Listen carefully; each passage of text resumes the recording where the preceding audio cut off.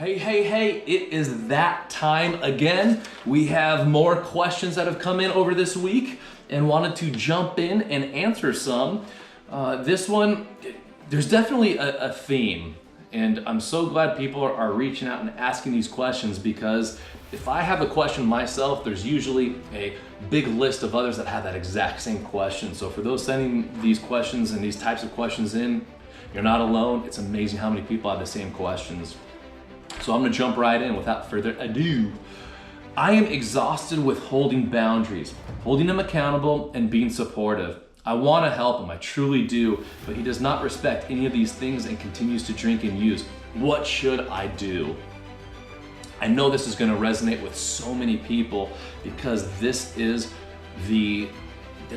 typical behavior of what happens when a person is really spinning out of control, and we feel so coupled with that. We feel enmeshed and a part of this crazy cycle. And this is why we have to get help for ourselves.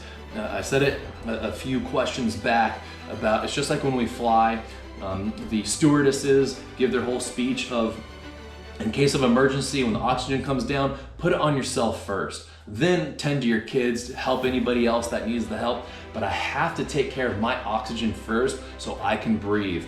If not, and this has had to happen, I would imagine, enough times that the aviation people that come in and say, hey, we actually have to start training because people are trying to help others and they're becoming asphyxiated and it's just a mess. And so when I recognize that, it's the same thing in addiction. It's the same thing with pain. It's the same thing anytime there's this relationship and there's issues, is I have to take care of me.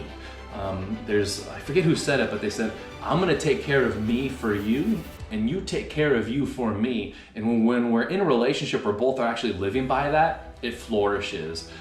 But the thing about working independently is I can take care of myself. And ironically, as I continue to grow, I get more and more clear on what I am willing to accept and what I'm not willing to accept. And in the beginning, it's very tough because we tend to think, I want to help this person, and unfortunately that help turns into enabling.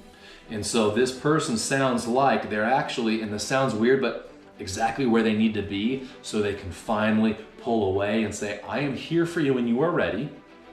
I'm gonna take care of me and whoever else is involved, and by actually growing independently. It's so difficult.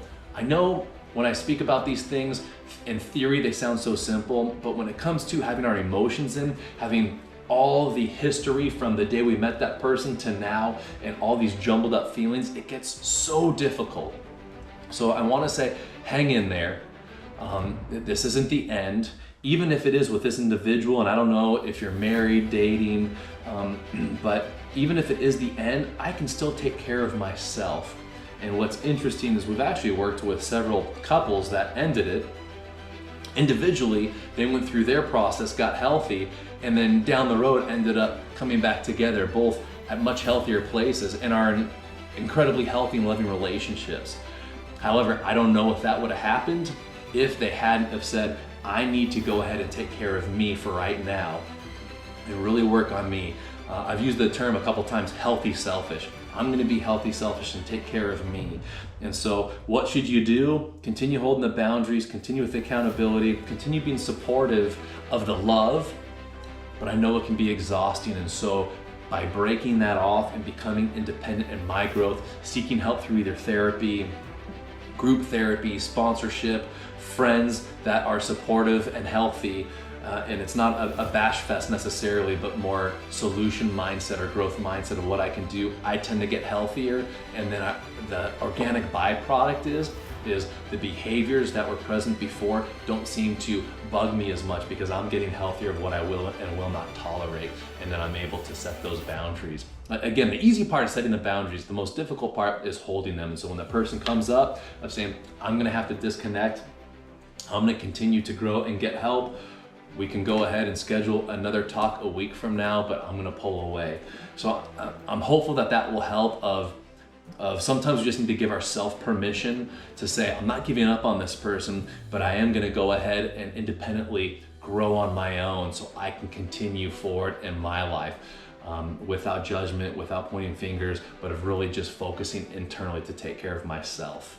So that is one of the answers to give yourself permission to grow independently.